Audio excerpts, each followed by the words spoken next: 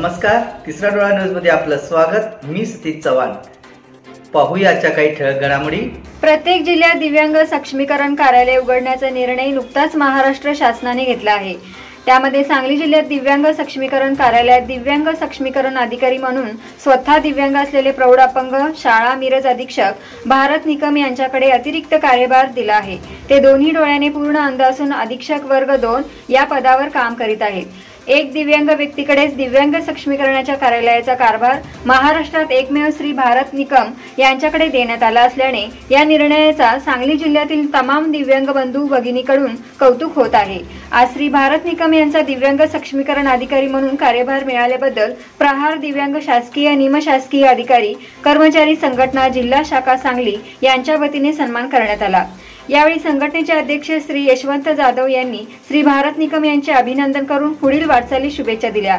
यावेळी सर्व संघटनेचे समन्वयक समिती प्रतिनिधी श्री सागर बाबर, प्रहार शासकीय निमशासकीय अधिकारी व कर्मचारी संघटना जिल्हा शाखा सांगली अध्यक्ष श्री यशवंत जाधव, सदस्य श्री सागर बजबळे, श्री विश्वनाथ कलगुटकी, सदस्य श्रीमती मंगल भांगे, श्रीमती सायली कुलकर्णी, श्री बाळासाहेब खोलकुंबे, श्री चंद्रकांत निकम, श्री भिकू सोनवले व श्रीमती अश्विनी खोत आदी उपस्थित होते। मी दिव्यांग पहिला एक अधिकारी म्हणून माझी सांगली जिल्ह्यासाठी नेमणूक केली। मी या निमित्ताने आपल्या सहकार्याने म्हणजे आपले सगळे जे आस्थापनेवरील जे कर्मचारी आहेत, दिव्यांग बंधू भगिनी आहेत, त्यांच्या शुभेच्छेने तर हे काम मी यशस्वी करणारच, परंतु त्या शुभेच्छेपेक्षा आपल्या येथोचे जे काही मला मार्गदर्शन तुमच्याकडून लाभेल ते मी सातत्याने घेण्याचा प्रयत्न करेन, जेणेकरून आपला दिव्यांग घटक हा अविकसित राहता कामा नये, त्याचा सर्वांगीण विकास झाला पाहिजे।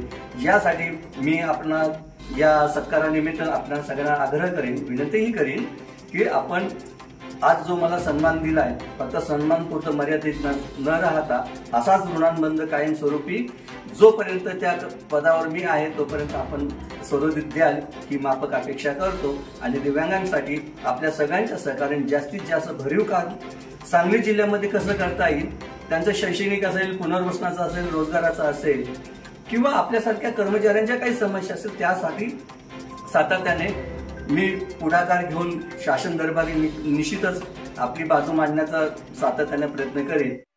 यूट्यूबवर सर्च करा तिसरा डोळा। तिसरा डोळा चॅनलला सबस्क्राइब करा।